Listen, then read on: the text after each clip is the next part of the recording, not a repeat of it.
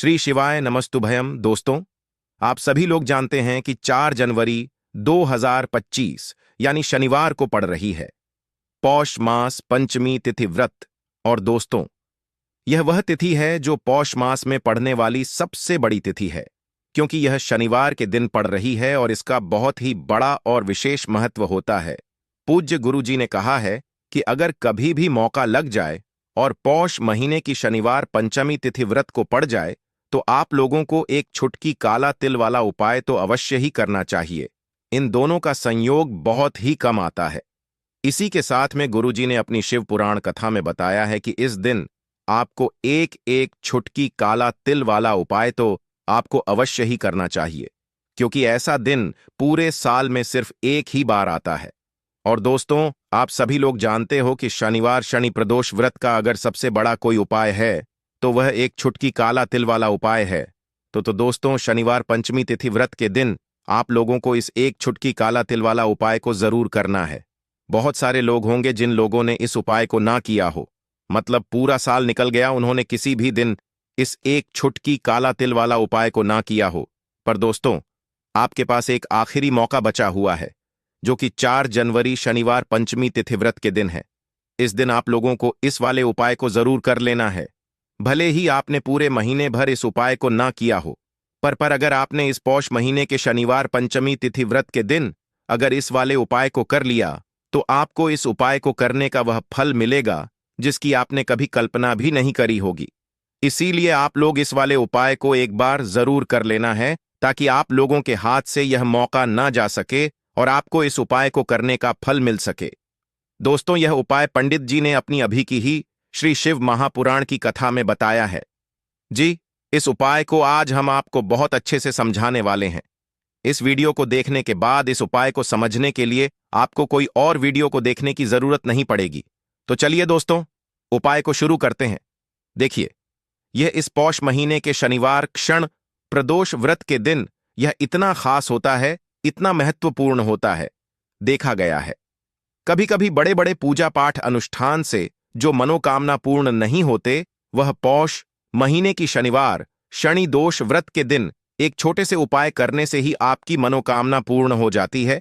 और बहुत सारे लोगों ने इस उपाय को किया भी है और उनको इस उपाय को करने का फल भी जरूर मिला है। अगर आप लोग भी इस उपाय को करना चाहते हैं तो आप इस उपाय को पहले अच्छे से समझ लेना, सुन लेना, उसके बाद करना। आपको इस उपाय का फल जरूर मिलेगा।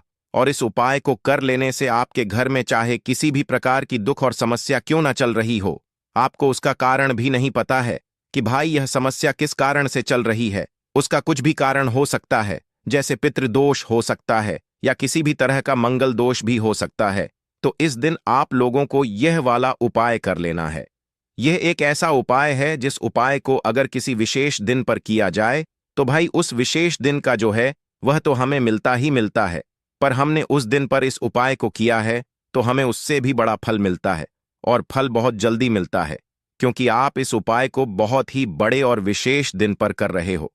तो चलिए अब उपाय के बारे में बात करते हैं, लेकिन उससे पहले आप लोगों को यह जानना आवश्यक है कि आखिर यह उपाय किस समय करना है, किसको करना है और कैसे करना है।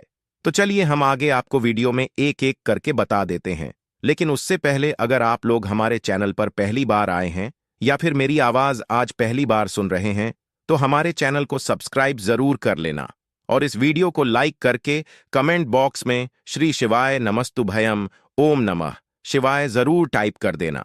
तो दोस्तों, इस एक छुटकी काला तिल वाला उपाय को हमें इस शनिवार पंचमी तिथि व्रत के दिन कैसे करना है, किसको करना है, किस समय करना है और कहां पर करना है, ये सारे सवालों के जवाब आपको इस वीडियो में मिल जाएंगे।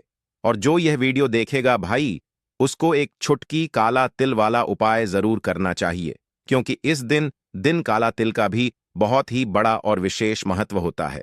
और जब बात आ जाए एक छुटकी काला तिल वाला उपाय की, तो यह सोने पे सुहागा वाली बात हो जाती है और यह एक बहुत ही बड़ा उपाय हो जाता है इस शनिवार शनि प्रदोष व्रत का।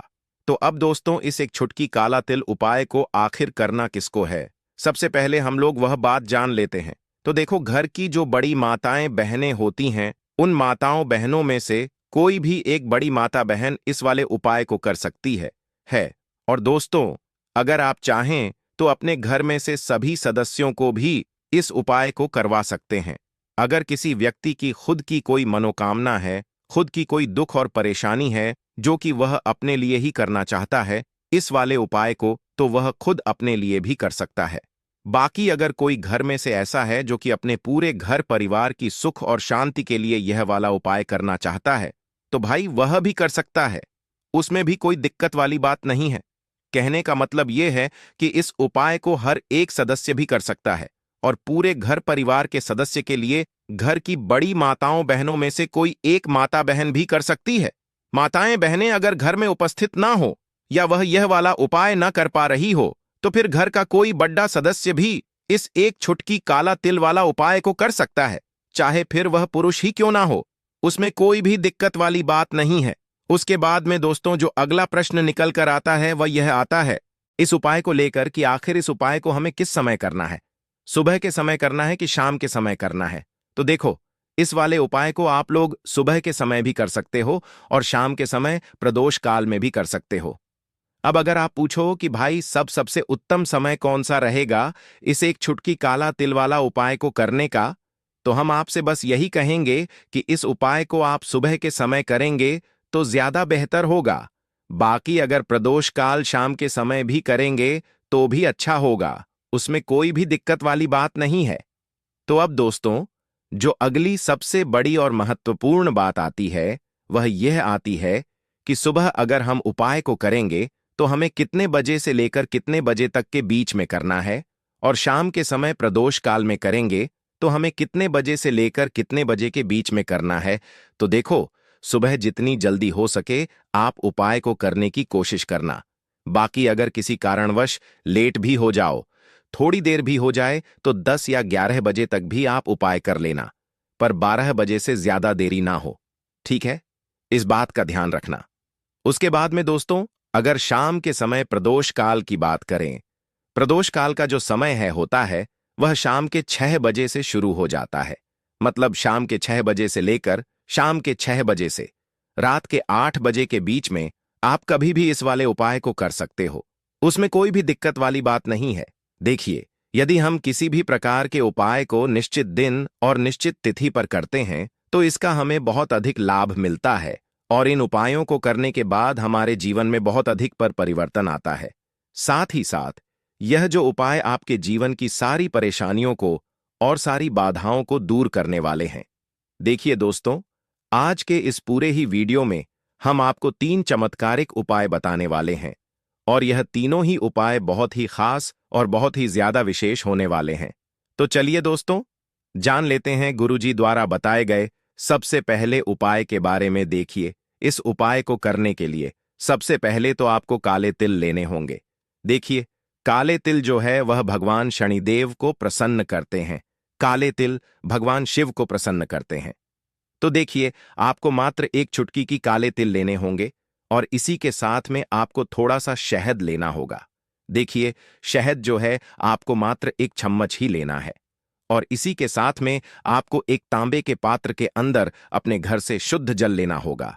देखिए दोस्तों, यह जो उपाय है आप सुबह से लेकर के शाम तक किसी भी समय में कर सकते हैं, लेकिन प्रदोष की तिथि है, इसीलिए प्रदोष काल के समय में करते हैं। तो आपके लिए यह उपाय बहुत ही अधिक सर्वोत्तम होता है। प्रदोष काल के बारे में जिन लोगों को भी जानकारी नहीं है, उन्हें बता दें कि प्रदोष काल का समय सूर्यास्त से 45 मिनट पूर्व शुरू होता है और सूर्यास्त 45 मिनट बाद तक रहता है। तो इस समय में भी आप यह उपाय कर सकते हैं। देखिए, सबसे पहले तो आपको इन सभी सामग्रियों को भगवान शिव के मंदिर में लेकर के पहुंचना है। अब मंदिर पहुंचने के बाद आपके पास जो शहद है, सबसे पहले तो इसे आपको अपने सीधे हाथ की हथेली पर अच्छे से लगा लेना है। यानी कि पूरे ही शहद को आपको अपने सीधे हाथ की हथेली पर लगा लेना है। और आपके पास जो एक छुटकी काले तिल है, उन्हें भी आपको अपने सीधे हाथ की हथेली पर रखना है। अब आपको शहद और काले तेल का लेपन भगवान शिव के शिवलिंग पर अच्छे से कर देना है। देखिए, आपको काले तिल और शहद का लेपन कटी वाले भाग के ऊपर ऊपर करना है। तो इस प्रकार से आपको शहद और काले तिल का लेपन अच्छे से शिवलिंग पर कर देना है। देखिए, काले तिल का लेपन करते समय आप शनेश्वर महादेव का मन में स्मरण कर सकते हैं। साथ ही साथ यदि आपके जीवन में कर्ज की स्थिति बहुत अधिक है, कर्ज आपके जीवन में बहुत अधिक बढ़ने लगा है, तो फिर आप अर्ण मुक्तेश्वर महादेव का स्मरण भी कर सकते हैं। दोनों में से आपकी समस्या के लिए जो भी उचित है, उस नाम का आपको स्मरण कर है। अब अंत में जो आपके पास एक लौटा जल है, इसे आपको धीरे धीरे शिवलिंग पर समर्पित कर देना होगा। श्री शिवाय नमस्तुभ्यम इस मंत्र का जाप करते हुए आपको आरण मुक्तेश्वर महादेव या फिर शनेश्वर महादेव का स्मरण करते हुए यह एक लौटा जल भगवान शिव के शिवलिंग पर ही अर्पित कर देना है। आपके जीवन की जो भी बड़ी से बड़ी परेशानी है, जीवन के जो भी संकट है, वह मात्र इन उपायों को करने से दूर होती है।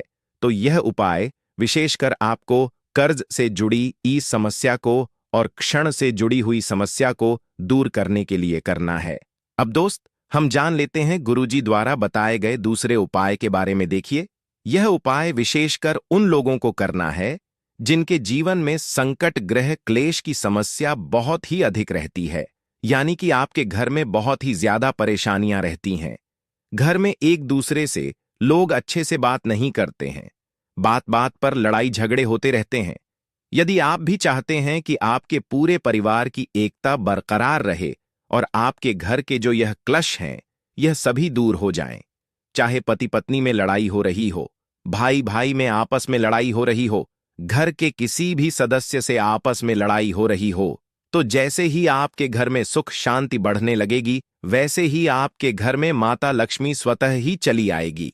तो यदि आपके घर में भी परेशानियां हैं, बच्चे बात नहीं मानते हैं, बड़े बात नहीं मानते हैं, तो फिर आपको यह उपाय करना है। तो देखिए, इस उपाय को करने के लिए सबसे पहले तो आपको शमी के पत्ते लेने हैं। शमी के पत्ते आप 31 यानी कि जितने भी आप शम पत्र लेने चाहते हैं उतने ले सकते हैं, लेकिन आपको शम पत्र विषम संख्या में ही लेने हैं। शमी पत्र के साथ में आपको लेना होगा थोड़ा सा शहद, और इसी के साथ में आपको लेना होगा मात्र एक लौटा शुद्ध जल। अब देखिए, आपको इन सभी सामग्रियों को लेकर के पहुंचना है भगवान शिव के मंदिर में। यह उपाय भी आप सुबह से लेकर के शाम तक किसी भी समय में कर सकते हैं। साथ ही साथ प्रदोष काल के समय में भी आप इस उपाय को कर सकते हैं। देखिए दोस्तों, सबसे पहले तो आपके पास जो एक लौटा शुद्ध जल है, इसे आपको धीरे धीरे शिवलिंग पर अर्पित कर देना होगा। श्री शिवाय नमस्तुभयम इस मंत्र का जाप करते हुए। अब देखिए, जल अर्पित करने के बाद आप जो शमी पत्र लेकर के हैं, उन क्षम पत्रों को आपको जो आप शहद लेकर के आए हैं उनके अंदर डालने हैं। देखिए, जैसे आप यह क्षम पत्र शहद के अंदर डालेंगे तो यह जो कम पत्र हैं एक दूसरे से अच्छे से चिपक जाएंगे। तो इसी प्रकार से आपको यह जो शम पत्र हैं भगवान शिव के शिवलिंग पर चिपका देने हैं, यानी कि शहद से युक्ति या जो शम पत्र तैयार हुए हैं उन्हें आपको शिवलिंग पर अच्छे से चिपका देने हैं। देखिए, जो भी व्यक्ति 4 जनवरी शनिवार की प्रदोष पर शम पत्र से भगवान शिव के शिवलिंग का श्रृंगार करता है, तो उसके जीवन में धन संपदा की वृद्धि होती है। भगवान शिव उस व्यक्ति से प्रसन्न होते हैं जिस प्रकार से हमने शिवलिंग का श्रृंगार किया है, उसी प्रकार से भगवान शिव हमारे जीवन का श्रृंगार करने वाले हैं। तो इस प्रकार से जीवन की समस्त परेशानियों को दूर करने के लिए, साथ ही साथ महादेव को प्रसन्न करने के लिए आपको यह उपाय करना है। अब दोस्तों, हम जान लेते हैं तीसरे विशेष उपाय के बारे में। यह उपाय भी बहुत ही चमत्कारिक होने वाला है।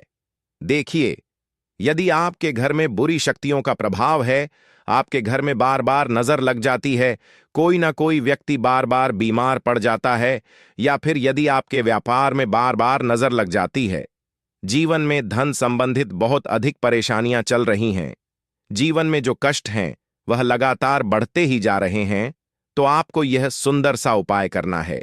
देखिए, इस उपाय को करने के लिए सबसे पहले तो आपको मात्र 2 काली मिर्च लेनी है।